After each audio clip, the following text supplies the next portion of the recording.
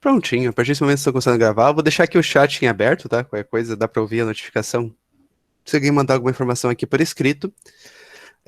Todos aqui já tiveram aula comigo? Tem alguém aqui que está sendo a primeira vez?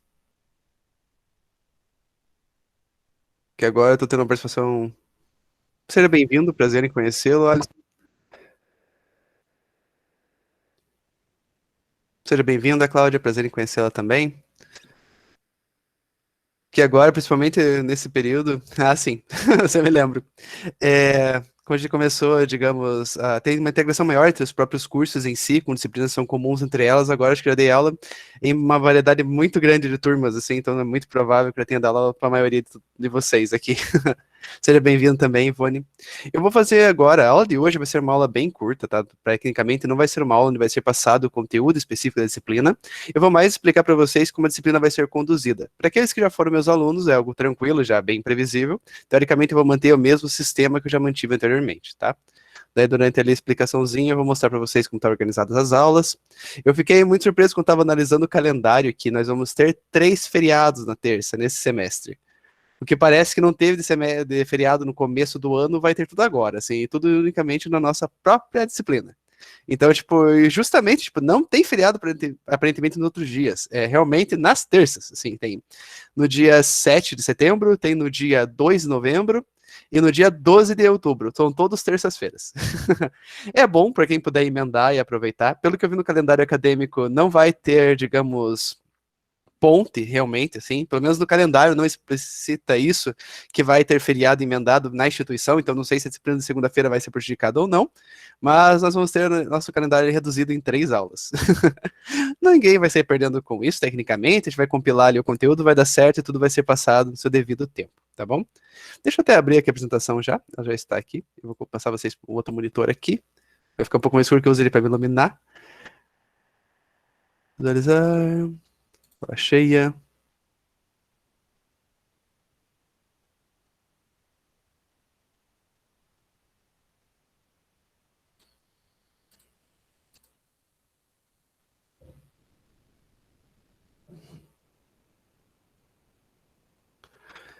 Então, todos estão vendo a apresentação, acredito? Sim, tá aparecendo. Perfeito, então continuemos. Então aqui, hoje a aula, como eu tinha falado, é apenas uma apresentação de como a disciplina vai ser conduzida. Tecnicamente, a gente não vai ter nenhum conteúdo aprofundado, principalmente porque é comum, digamos que na primeira semana, muitos alunos faltam e tudo mais, então é melhor a gente partir do conteúdo num ponto comum para todos a partir da semana que vem.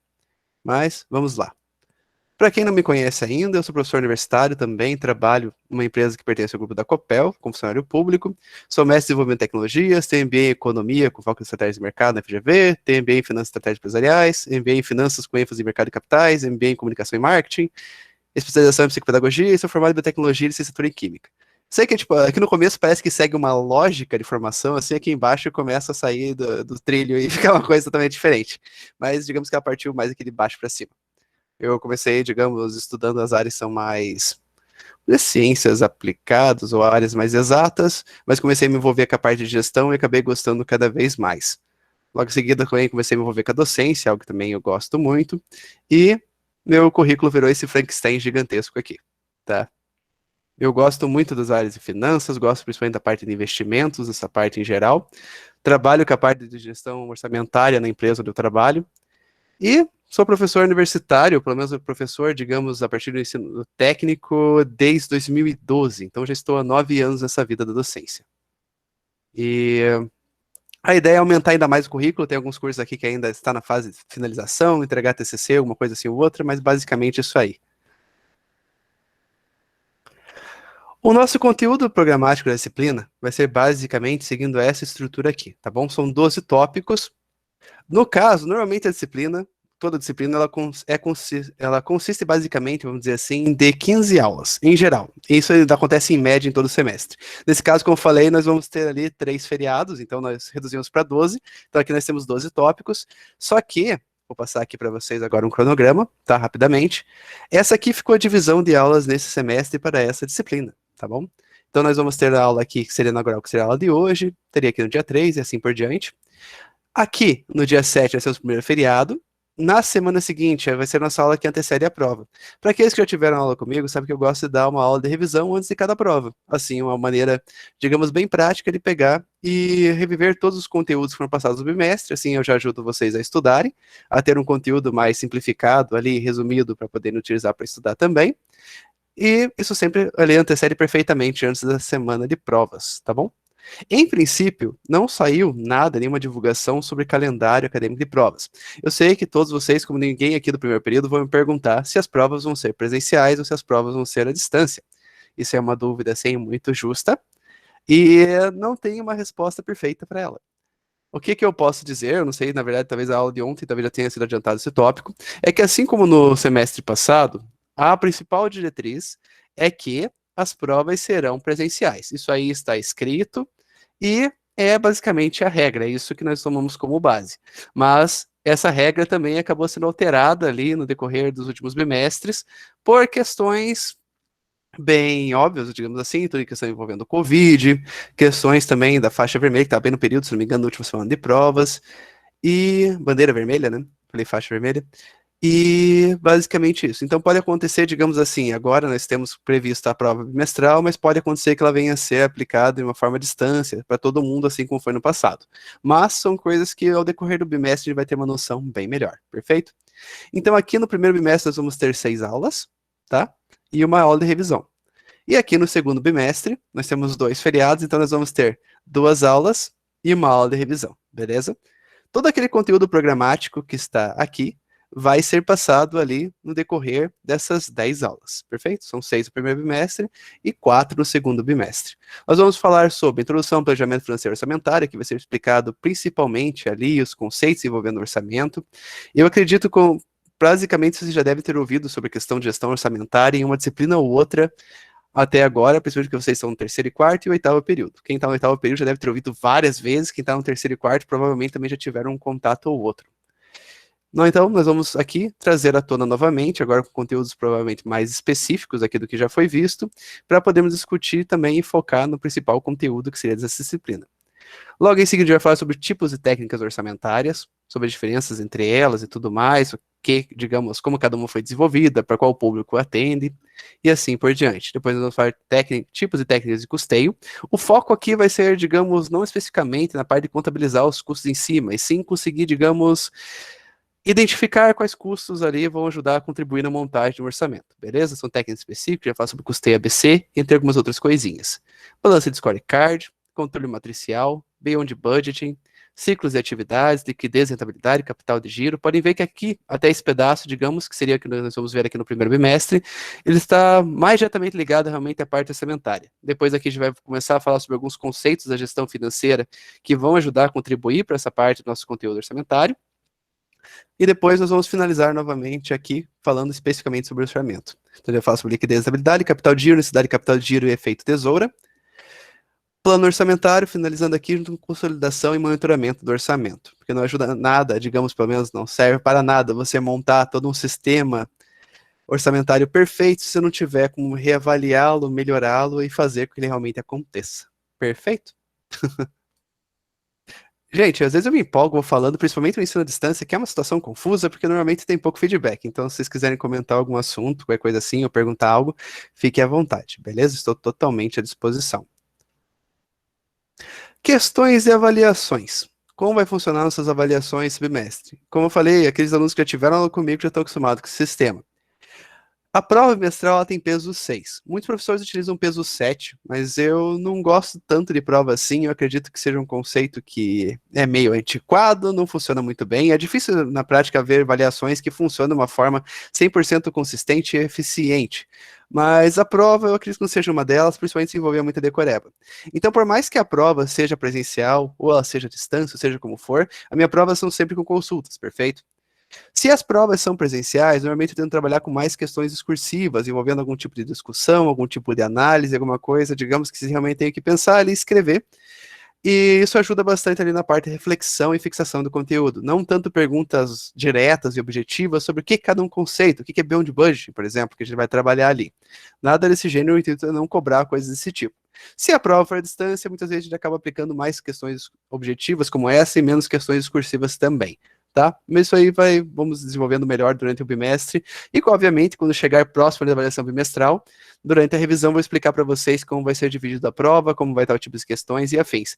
Porque por mais que aqui eu acredito que muitos tenham tido aulas comigo, a maior parte eu acho que tiveram aulas que digamos que o conteúdo era da área de exatas, ou era matemática financeira, ou era matemática, era conteúdos mais ou menos nesse gênero, se eu não me engano, dos alunos que eu reconheço por aqui. Mas nós vamos ter aqui bastante conteúdo teórico também, mas a ideia, justamente nessa segunda parte aqui da avaliação, é a parte dos trabalhos diários. Justamente porque agora o ensino é presencial, tá? Mas ainda tem os alunos que vão estar, digamos, em tratamento especial, que seriam as pessoas que optarem por não ir no ensino presencial. Então a avaliação vai ter que ser aplicada de uma forma, digamos, que seja a mesma para ambos os grupos, para ser de uma forma justa. Então, em toda aula, nós vamos ter uma atividade. As atividades podem variar entre diferentes formatos. Podem ter atividades, por exemplo, que vão ser questionários, vão ter atividades que vai ser apenas uma única questão reflexiva sobre um problema apontado.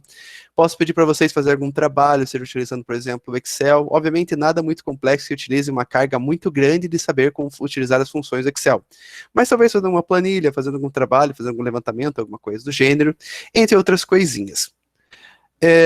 Como o cenário, nós ainda estamos enfrentando a pandemia, algumas atividades que normalmente eu gosto de trabalhar nessa disciplina, que seria, por exemplo, jogos, alguma coisa um pouco mais dinâmica, isso acaba ficando um pouquinho prejudicado, porque não pode haver troca de material, o contato dos alunos dentro da sala de aula, teoricamente, tem que ser limitado, se possível, tem que ser mais espaçado que a própria organização da sala. Então, algumas coisas provavelmente vão ter que ser adaptadas e de maneira que consiga atender todo mundo e todo mundo consiga fazer as mesmas atividades da mesma maneira e todo mundo sair aprendendo com isso, beleza?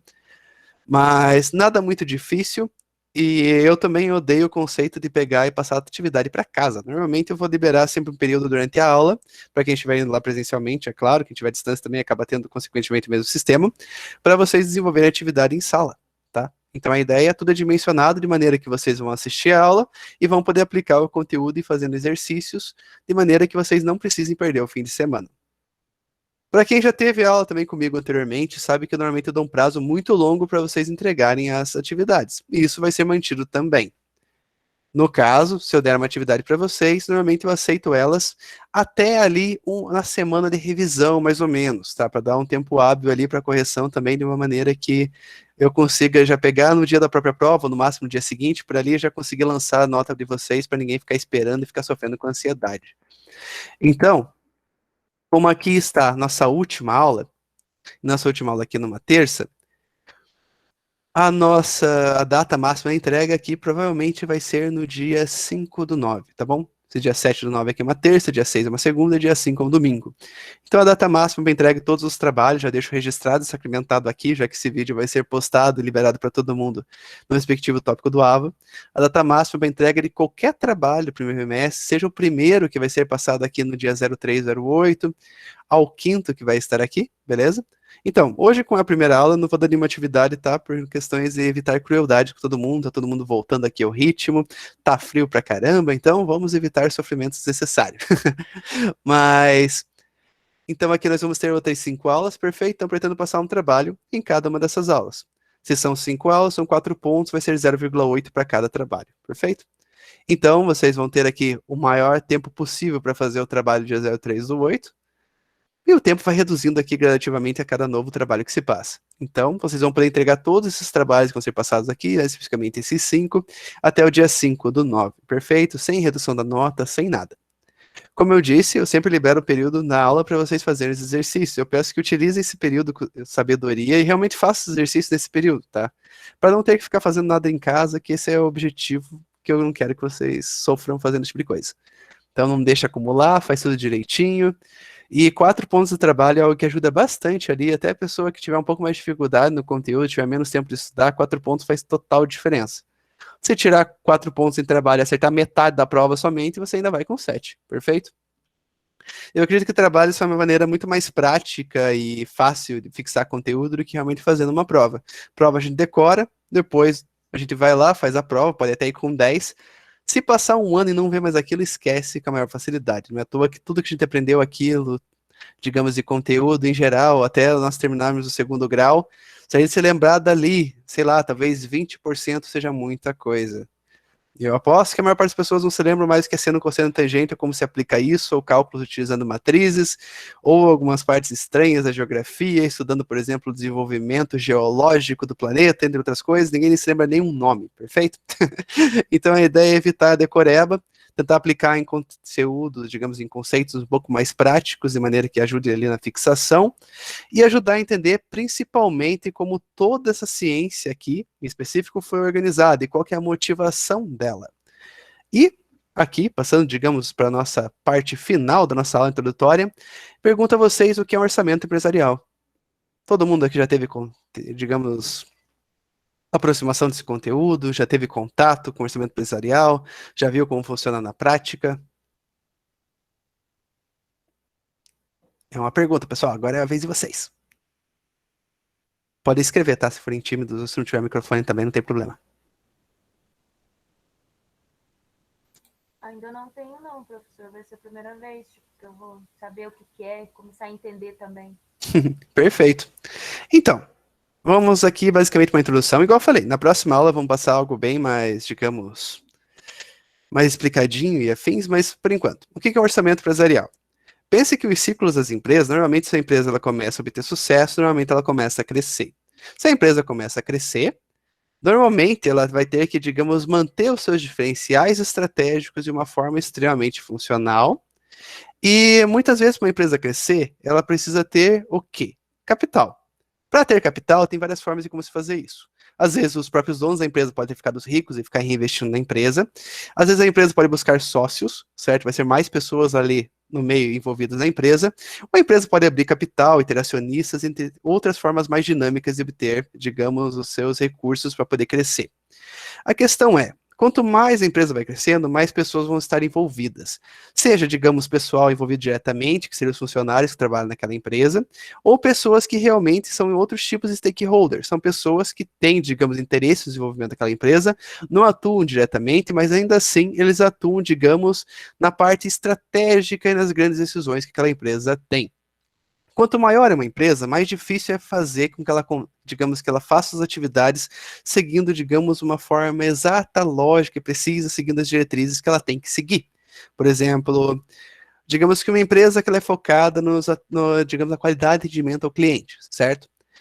Para passar para todos os funcionários, que todos têm que atender o cliente com qualidade, isso é uma situação difícil, exige bastante monitoramento, existe, digamos, valores claros que têm que passar para os funcionários e assim por diante. E na área financeira isso não é diferente. Pense assim, uma empresa que tem milhares de acionistas diferentes, essa empresa tem muitas pessoas envolvidas que todas objetivam uma única coisa, o crescimento daquela empresa. Um acionista ou ele quer pegar e vender a ação da empresa com um valor maior, então ele quer que aquela empresa cresça e ganhe seu valor para conseguir ganhar com isso, ou aquele mesmo acionista, ele quer que a empresa tenha um lucro muito grande e ela acabe recebendo dividendos e ele utiliza isso como uma espécie de fonte de renda para reinvestir e afins, perfeito? Basicamente é assim que as pessoas têm expectativa pela vida financeira de uma empresa. E é difícil uma empresa muito grande conseguir manter suas atividades de uma forma precisa, de uma forma uniforme e seguindo ali todos os preceitos, se não tiver regras muito claras e rígidas. E o orçamento, querendo ou não, ele faz parte desse grupo de regras. Um orçamento, basicamente, é um planejamento de entradas e saídas, podemos colocar dessa forma aqui por enquanto, de uma empresa ao longo de um período. Normalmente esse período é trabalhado por um ano, certo? E às vezes o orçamento é subdividido em períodos menores, como por exemplo trimestres, semestres e assim por diante. Então a empresa planeja, por exemplo, assim, vou dar um exemplo da empresa onde eu trabalho numa usina termoelétrica, e essa usina nós temos, por exemplo, uma série de manutenções que devem ser feitas, nós temos uma série de, digamos, produtos químicos, combustíveis e todas outras coisas que têm que serem compradas ali, adquiridas, inseridas no sistema para que a empresa continue funcionando e dando seu dinheiro, perfeito? Quem está ali na parte, digamos, controlando a empresa, a administração, não pode simplesmente chegar para os funcionários e falar, olha aqui, vocês têm 60 milhões, tá aí na mão de vocês, gaste e faça tudo acontecer. Normalmente não é assim. Primeiro, porque as pessoas não têm uma noção muito clara de como se comportar com uma quantidade muito grande de dinheiro, e possivelmente ao longo do período ali haveria um descontrole muito maior do que se não tivesse orçamento. Então, basicamente, os funcionários trabalham em uma empresa, estou dando um exemplo no trabalho, mas se espelha em muitas empresas assim também, vamos dizer que o orçamento é feito do zero. É visto tudo que a empresa ali pretende gastar num período de um ano. Dessa mesma forma, analisar todas as entradas da empresa, vendo o fluxo de caixa dela, para esse mesmo período. Dessa forma, é distribuído ali, digamos assim, os gastos durante o ano, investimento, entre outras questões, e é feito ali um acompanhamento periódico para ver se está sendo atingido os objetivos, se está sendo gasto realmente aquilo que foi proposto, se está sendo gasto mais e assim por diante. Normalmente o orçamento ele é útil porque ele coloca basicamente um teto de gastos para acontecer no respectivo período. Então, os acionistas podem ficar mais tranquilos sabendo que, caso, por exemplo, alguém vai precisar gastar mais em determinada área que está sendo previsto, muitas vezes é resolvido por meio de remanejamento. Pega-se um dinheiro, digamos, uma área que pretende investir, dá uma diminuída de investimento daquela área e repassa para outra que está precisando mais. E assim por diante. É uma ferramenta de gestão bem interessante que ela permite, digamos, manter essa quantidade de gastos, digamos assim, estável para o próximo período. E faz os funcionários sambarem mais ali para conseguir atender os seus objetivos sem gastar mais do que o necessário. Em contrapartida, normalmente as empresas que utilizam, por exemplo, o orçamento como avaliação dos funcionários, de maneira para manter incentivar eles a conseguir pegar e fazer o orçamento realmente acontecer, tem a punição dos dois lados. Ou se você gastar demais, ou muitas vezes você gastar de menos. Porque a ideia do orçamento é que ele seja preciso. A ideia do orçamento, especificamente, não é simplesmente chegar, ter ali, por exemplo, você vai gastar tanto e não chegar naquilo, porque seria muito fácil para as pessoas que trabalham com orçamento, você ver assim, não, eu acho que a empresa vai gastar, sei lá, 60 milhões, então eu vou jogar aqui 150 milhões nesse ano. Por quê? Dessa forma ela tem bastante gordura, se der alguma coisa errada, tá tranquilo, porque 150 milhões cobre facilmente, porque é mais que o dobro do que seria realmente necessário, e assim por diante. Mas como isso impacta empresas mais diversas áreas, tem bastante controle e evita-se que isso seja uma forma tão largada. Então, normalmente as empresas criam mecanismos também, não somente para manter o orçamento dentro do planejado, mas também de punir, digamos, quem fizer um orçamento ali muito inflado e não gastar aquilo que foi previsto. É comum muitas empresas também que tem, por exemplo, fórmula de PLR, e o orçamento está vinculado nisso. Tanto a parte de controle para o orçamento ser preciso e prever exatamente aquilo que precisa, digamos, para não ultrapassar um teto ali estipulado, mas também de maneira que seja realmente feitas manutenções conforme foi previsto ali. Se for gasto muito pouco para fazer tudo aquilo que tinha sido planejado, significa que o orçamento não foi bem feito. Ou muitas vezes também pode ter acontecido um fator externo, econômico, que pegou e modificou aqueles valores que planejava gastar. Digamos assim, nosso país tem uma melhora súbita e do nada o dólar de beirando os R$ 5 ali passa para ser, sei lá, 2,20. Se acontecer uma situação como essa, obviamente, muitos custos e gastos ali da empresa em geral vão diminuir, isso afeta a empresa como um todo, tá? Essa situação é bem atípica. Mas, em geral, você calcula utilizando, por exemplo, uma margem ali de valor de atualização monetária, índices e afins, de maneira que você consiga aplicar uma certa correção e conseguindo prever, por exemplo, o desempenho desses índices, vai utilizar para atualização ao longo do período, tentando tornar tudo de uma forma mais precisa, perfeito? Então, revisando basicamente esse conceito inicial aqui, o orçamento é uma ferramenta que você utiliza ali para basear, digamos, para ter uma noção de quanto você vai precisar gastar diante daquilo que você vai receber também num determinado período de tempo. Esse período é variado, normalmente utiliza-se um período de um ano, perfeito? As empresas podem ter orçamentos até mesmo maiores, tem situações que você pode ter uma necessidade de prever isso por um prazo maior. Vou dar um exemplo novamente da área que eu atuo, que é de energia. Existem os leilões de energia. Às vezes uma empresa que é geradora de energia, ela vende energia por 15 anos. Então, ela tem que protocolar junto com a sua, digamos, a proposta por cima de energia, o orçamento planejado por 15 anos, tá? Isso não é uma coisa atípica, mas acontece. E com o tempo a gente aprende a fazer tipo de previsão maluca também e ver que dá certo também, tá? São técnicas. Mas, enfim. Então, normalmente ele tem como base o período de um ano, que é um período mais fácil, ele não consegue prever nada, digamos, em um mês, imagine corretamente prever em um ano ou mais, perfeito? Então, ele é uma ferramenta que utiliza para prever como vai ser o próximo período da empresa, de maneira que a empresa consiga se basear, ter, por exemplo, lucro estimado, conseguir planejar suas atividades, planejar investimentos para aquele período, entre outras coisinhas, ok? O orçamento empresarial não seria muito diferente daquilo que nós temos como orçamento pessoal. Eu não sei se quantos de vocês praticam, por exemplo, tem uma planilha para controlar as entradas e saídas de vocês. Por exemplo, as contas que vocês pagam, o quanto vocês recebem, ou quantos vocês estão gastando, tentando fazer planejamento. É difícil você conseguir monitorar e atingir 100% de eficiência em algo que você não cria ali indicadores. Esse bicho indica que não. Parabéns, Cláudia, continue assim. O ideal, até isso aqui como uma dica pessoal, realmente, até faz parte da disciplina, porque a primeira atividade até está diretamente linkado com esse tipo de controle. Mas o que acontece? Eu sugiro que vocês comecem a fazer um controle da forma mais básica possível. Porque o importante do controle é que ele aconteça. Às vezes a gente vai lá e cria, por exemplo, uma super planilha linda com gráficos, cheio de campos para serem feitos. Tem o descontrole das contas. Maneira freestyle de gestão de contas. É, às vezes funciona, né? Fazer o quê? Cada um com suas técnicas. Eu aconselho que comece do mais básico e vai aumentando a complexidade com o tempo, porque a gente fazer, por exemplo, algo super controlado, quanto mais difícil é algo, mais difícil de transformar aquilo num hábito.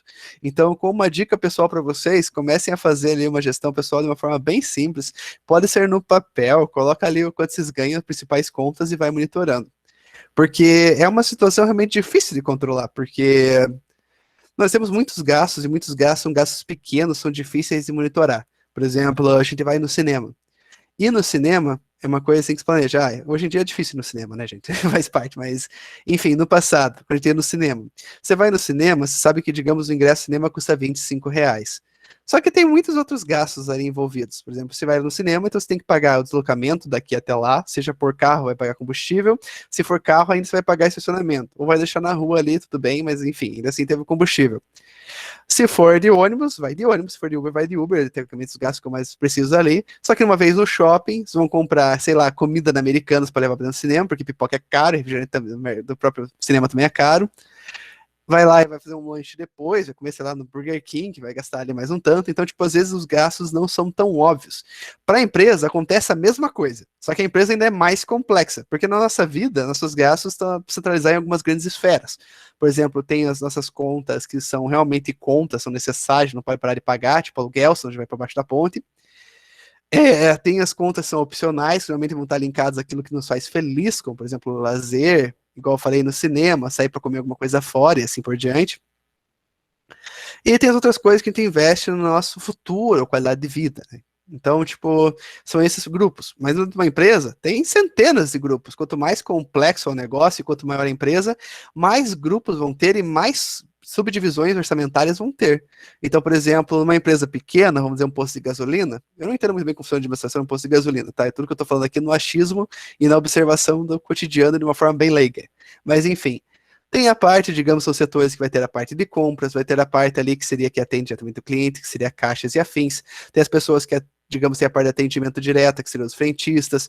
Tem a parte de limpeza e conservação, vai ter a parte de segurança, e por aí vai. É uma equipe, digamos, são poucas pessoas diretamente envolvidas em cada uma das equipes, isso é uma gestão mais direta. Todos eles se conhecem normalmente em contato direto uns com os outros. Mas imagine uma empresa que nem, sei lá, uma Renault da vida. Eu não sei quantos funcionários tem na Renault. Também na Renault no passado ela tinha acho que 4 mil funcionários naquela época.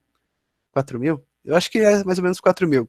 Então, 4 mil pessoas, você pode ir lá, passear pela empresa todo dia, pegar as vans de um canto para outro, você não vai conhecer todo mundo, não vai conhecer todas as equipes. É bem difícil acontecer. Então, vendo esse tipo de situação, imaginar que cada equipe dessa, teoricamente, vai ter uma previsão de seus próprios gastos dentro daquela organização, das suas atividades e quanto cada tipo de atividade consome e quantas atividades são necessárias em determinado período, certo?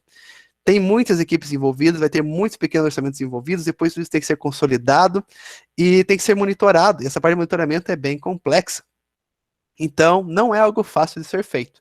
Tudo que nós vamos ver nessa disciplina, pelo menos a maior parte dela, são como, digamos, o orçamento foi desenvolvido, as técnicas que existem para elaborar um orçamento, certo? O que é mais eficiente, o que acontece no mercado, e, consequentemente, a gente vai vendo porque cada coisa surgiu, certo? E é basicamente essa ideia. Aquilo que não pode ser medido não é conhecido e não pode ser aprimorado também. Então, para uma empresa que precisa ter muito controle, precisa obter o máximo de eficiência possível, porque tem milhares de acionistas dando pitaco, o orçamento é uma ótima ferramenta. Ela não é a ferramenta mais ideal que existe. Por quê? Porque o ideal, na prática, seria a empresa poder reagir a qualquer variação do mercado de uma forma super instantânea. Super instantânea, né? Tipo, instantânea basicamente é o que é imediato, mas enfim, ignorem se for pleonasmo. A ideia é o seguinte: aconteceu um problema. A empresa tem que resolver aquilo rapidamente. E quanto mais burocracia uma empresa tiver, mais difícil ela atender aquilo prontamente, correto? Por exemplo, a gente conhece vários escândalos do grupo Carrefour, que aconteceu no passado. Carrefour teve caso, se não me engano foi o Carrefour, tá? Se alguém vê que tipo, eu tô falando alguma coisa e tô errando o mercado, me corrigem. Mas o Carrefour teve aquela situação onde um funcionário, ele pegou e faleceu, né? Ele faleceu dentro do horário expediente daquela empresa, e eles pegaram e juntaram um monte de coisas ali em volta do funcionário para os clientes não verem aquilo, não fecharam o mercado, não fizeram nada. certo? Esse tipo de situação é praticamente uma crise enorme. O marketing vai ter a maior dor de cabeça para conseguir corrigir esse tipo de problema. Mas por que às vezes esse tipo de problema acontece? Porque muitas vezes há um engessamento muito grande nas tomadas de decisões. E é difícil para determinada empresa os funcionários conseguirem ter uma grande independência e uma ação imediata para resolver aquele problema. Às vezes, o impulso humano do gestor daquele mercado em específico, naquele período, realmente fosse fechar tudo. Só que ele pensou, tipo, o que, que poderia acontecer e como ele poderia ser punido se ele, às vezes, impactasse de uma forma negativa, digamos, as vendas daquele mercado naquele dia. Alguma coisa desse gênero. Não estou defendendo ele, nada assim. É somente alguma coisa hipotética que pode ter acontecido, certo? E é fácil ver vários escândalos, acho que foi todos foram do Carrefour também, do cachorro sendo espancado e coisas horríveis desse gênero, assim, porque é difícil você conseguir executar as ações da forma mais precisa possível. Então, é ideal, às vezes, ter a burocracia para conseguir criar uma uniformidade nos processos, para fazer que a empresa inteira se comporte uma mesma identidade, mas, ao mesmo tempo, é difícil fazer que, digamos, isso atue de uma forma bem reativa e que a empresa consiga responder rapidamente. O que todos esses casos que eu estou falando aqui, aleatoriamente, têm em comum? Vocês podem ver que não teve uma manifestação imediata da empresa pedindo desculpas e justificando aquilo que ela fez. E a própria empresa, as pessoas estão ali, não dão entrevista, não dão nada, não justificam em nada. Simplesmente é algo que tem que acontecer, espera-se um tempo, perde-se um timing gigantesco ali para a empresa se manifestar na sequência, e daí o caos já está feito, já tem memes sobre o assunto, e o problema já se espalhou como um todo. E isso não é só na questão de comunicação da empresa, isso também acontece na parte operacional. Às vezes teu concorrente fez alguma coisa e você tem que reagir imediatamente, criando, por exemplo, seja uma promoção parecida, você tem que passar um feedback do cliente de uma forma diferenciada para se manter ali com valor perante a ele e coisas do gênero. Só que às vezes você não consegue ter a autonomia de agir dessa forma digamos, prontamente, de maneira que você consiga ter essa necessidade. Muitas vezes vai ter que passar por uma série de aprovações hierárquicas para daí ter a liberação para fazer aquilo que realmente precisa. E às vezes você perdeu muito tempo fazendo isso. Pense, por exemplo, uma linha de produção. Uma linha de produção de qualquer coisa, cara, pode ser carros mesmo, igual o exemplo da Renault que eu tinha dado. Se vocês verem uma linha de produção como essa, ela é linda funcionando, é um sincronismo absurdo, de tipo, por exemplo, o carro ele vai circulando, vários carros simultaneamente, e cada peça e cada parte dele é inserida e trabalhada simultaneamente, de uma forma totalmente sincronizada e magnífica, de maneira que o carro vai entrando ali, os pedaços vai sendo acabado na sequência. Só que perder esse timing também não é uma coisa difícil de acontecer. Uma vez que eu estava na Renault, aconteceu, se eu não me engano, de não ter banco para produzir o carro, e era um banco específico, se eu não me engano, era o banco do passageiro da parte da frente do carro ali. E o carro foi montado um monte de carro, mas, tipo, acho que centenas de carros sem o banco da frente, porque, tipo, deu algum problema na linha de produção de bancos, que estava realmente inserindo os bancos do veículo, e não pôde inserir os bancos. Depois foi retrabalhado depois, porque teoricamente esses bancos tiveram que ser colocados fora de linha, e todos os carros no pátio sendo colocado ali um a um. Então, é um problema grave, certo? Às vezes, problemas como esse, não ter o banco ali na hora, poderia ter sido resolvido se a empresa fosse um pouquinho mais flexível, certo? E não acontecer problemas como esse. Só que às vezes a falta de autonomia implica que esses problemas vão acontecer. Mas ao mesmo tempo também, nem como tudo assim é fácil somente criticar, se não tivesse todos os controles, provavelmente a liberdade excessiva poderia fazer com que muitos funcionários agissem de uma forma indevida. Não digo de uma forma necessariamente corrupta em benefício próprio, mas também poderia acontecer de funcionários acharem que tal decisão seria melhor naquele momento e não ser. E como todo mundo tem muita liberdade, ninguém sabe muito o que esperar o do outro, então esse sincronismo todo se perde. Perfeito? Eu entrei aqui num looping, num monólogo ali, falando de várias coisas diferentes, mas acho que em geral eu consegui passar uma noção básica do porquê que serve o orçamento, quais são os seus problemas e situações mais simples. Beleza?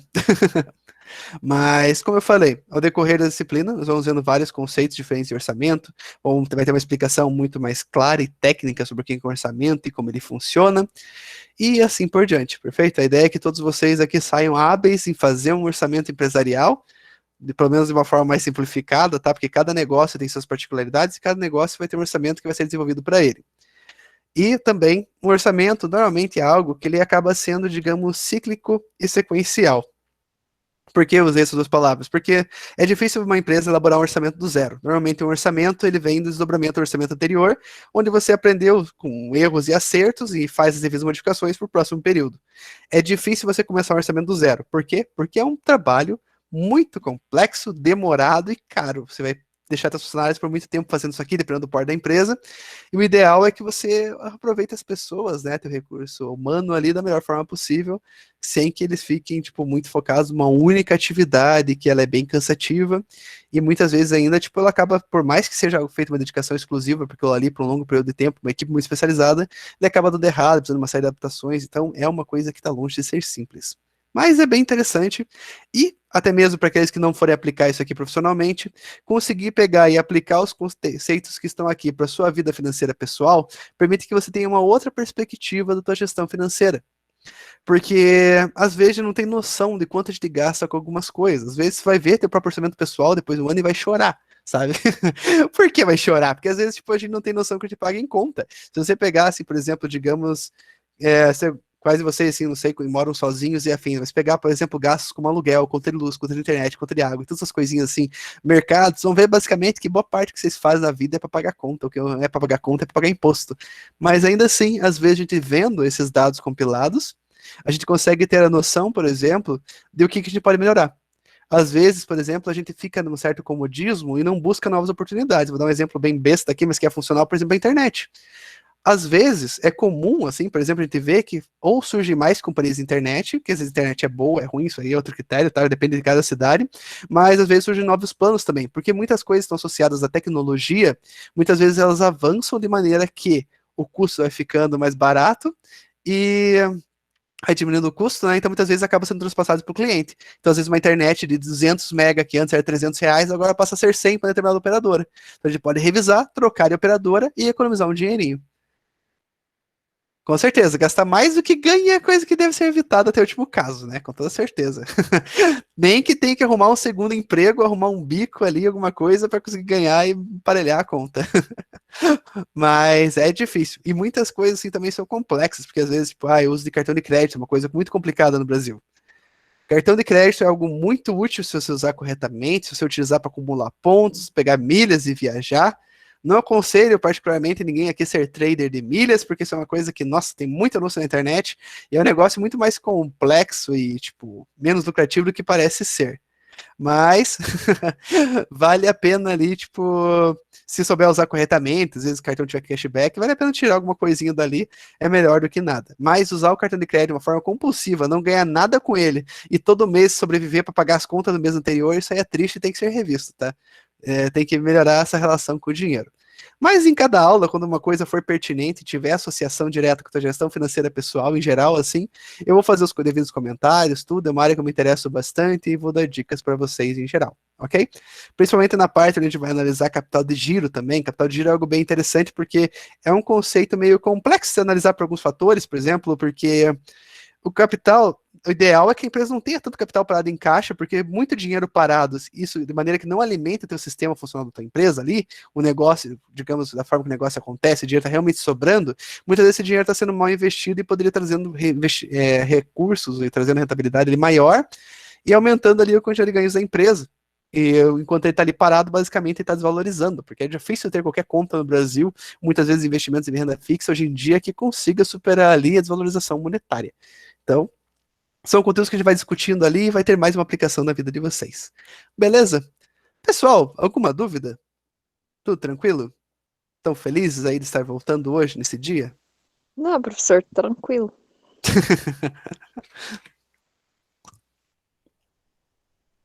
Beleza. Eu agradeço imensamente a vinda de vocês aqui para nossa primeira aula, beleza? Ressalto que é muito importante que na próxima aula as aulas voltem de maneira presencial. Não foi passado ainda para nós a questão do escalonamento, como é que funciona, se, por exemplo, assim, se tiver escalonamento, a aula vai ser passada de forma ao vivo, então a mesma aula que está sendo dada em sala vai ser passada para quem está em casa, perfeito? Se no caso não tiver escalonamento, digamos uma parte, eu tenho que ver exatamente porque o cálculo disso aí depende muito, por exemplo, do tamanho da sala, da quantidade de alunos dessa disciplina específica e por aí vai. Por isso que a gente espera a coordenação passar isso para nós, porque é algo difícil de prever. Mas, enfim, se a aula, no caso, for, digamos assim, não precisar ter escalonamento, dela vai seguir aquele modelo de que vai ser, por exemplo, um resumo da aula gravada e vai ser disponibilizado para vocês, perfeito? Juntamente com o conteúdo da aula em si, nem que seja de uma forma resumida, textual, algo assim, ok? Mas acredito, até a próxima semana já vamos ter uma definição mais clara de como essas coisas vão funcionar, porque ela depende muito também daquelas declarações, termos de ciência, que vocês têm que entregar tudo para a coordenação, para poder dizer se vai, por exemplo, a aula presencial ou se vai ficar no tratamento especial em aula à distância. Então, esse levantamento é feito ali no comecinho do semestre. Mas assim que tiver uma definição, eu vou postar para vocês ali no AVA, tá bom? E para cada aula vai ter um respectivo tópico no AVA, assim como foi no semestre anterior, onde lá eu vou depositar os materiais, os exercícios que vão ser feitos, tá bom? E todas essas questões de maneira de manter vocês os mais informados possíveis. E o que mais? No semestre passado, eu criei grupos de WhatsApp para manter todo mundo informado de uma maneira simultânea. E os grupos não têm flood, naturalmente, assim, digamos, não tem muitas pessoas postando coisas aleatórias, nem mensagem de bom dia, nem muita movimentação. Mas é útil passar algumas informações, às vezes link de reunião, ou pegar e passar instruções sobre determinado trabalho e questões afins. Eu vou criar um grupo também para cada disciplina nesse semestre, e vou deixar o link de acesso ali também no respectivo tópico no AVA, perfeito? Eu não criei o grupo ainda, mas vou criar, provavelmente eu vou disponibilizar a semana, e no esse tópico e também coloca os próximos tópicos ali para ajudar a fixar essa ideia, tá? De vocês entrarem no grupo. Mas é mais realmente para divulgar informações de uma forma mais prática também. Às vezes acontece alguma situação de tipo, ai, sei lá. É que agora, como vai ser presencial, é difícil ter isso, de ficar sem internet, alguma coisa do gênero. Só se alguém realmente, eventualmente, acaba pegando Covid, todo mundo se afastado de uma situação como essa. Mas, enfim. Qualquer notícia como essa pode ser passada por ali, dúvidas sobre provas e trabalhos e afins, de maneira conjunta, fica mais fácil essa dúvida do máximo possível de pessoas ali, de uma forma mais eficiente. Perfeito? Então, gente, muito obrigado aqui por terem vindo na aula de hoje. Agradeço fortemente a presença de vocês. Olha, muito obrigado. Fico muito feliz também de ter vocês novamente aqui como meus alunos. E vamos nos vendo e vamos conversando aqui no decorrer do semestre. Lembrando que, deixa eu pegar aqui, tem um último slide, tá? Nesse último slide aqui tem meu e-mail da Unifaciar. Eu vou deixar ele nesse tópico de apresentação, vou colocar ele lá no fundo também, juntamente com o meu WhatsApp. Então, qualquer dúvida que vocês tenham sobre a disciplina e afins, mandem aqui no WhatsApp. Só não mandem dúvidas no domingo, por favor, tá bom? Mandem dúvidas durante a semana, eu vou respondendo e vou ajudando vocês. Às vezes não respondo de imediato, às vezes se me mandarem áudio eu demoro mais ainda para responder, por motivos óbvios, que às vezes estou numa situação que eu não posso ouvir o áudio naquele momento, mas eu dificilmente esqueço de alguém. Eu acho que no semestre passado eu nunca esqueci de um aluno ali no vácuo por muito tempo. Às vezes ele mandou mensagem, sei lá, sexta-feira às 11 da noite, eu respondi na segunda, mas respondi. Então, fiquem livres aqui para utilizar esses meios de comunicação, tá bom? Eu prefiro sempre incentivo o WhatsApp. Por e-mail eu também respondo, mas o e-mail, assim, o e-mail da Unifaciar eu não vejo muitas vezes durante o dia, eu acabo vendo à noite, no final da aula, uma coisa assim. Se precisarem de um auxílio mais imediato, o WhatsApp é sempre o melhor caminho, inclusive durante provas e afins. E o WhatsApp eu posso mandar vídeo, posso mandar áudio, posso mandar foto, posso mandar um monte de coisa para ajudar vocês a resolver as dúvidas. Então, o WhatsApp faz a mágica aqui no ensino à distância, perfeito? E no ensino presencial também, se precisarem de ajuda, estou à disposição. Ok? Então, na próxima aula, voltamos ao ensino presencial, perfeito? Assim como todo o comunicado que a faculdade tem dispersado ali atualmente. Qualquer coisa que venha acontecer, qualquer atualização e afins, sempre no AVA vai estar lá disponível a informação. E também no grupo ali vou estar divulgando. E se alguém optar não estar no grupo, peço também aqueles que estão no grupo ajudem na informação a divulgar ali para que todo mundo saia bem informado. Perfeito? Vou encerrar aqui a gravação. Muito obrigado por ter vindo à aula. É um prazer estar dando aula para vocês aqui novamente.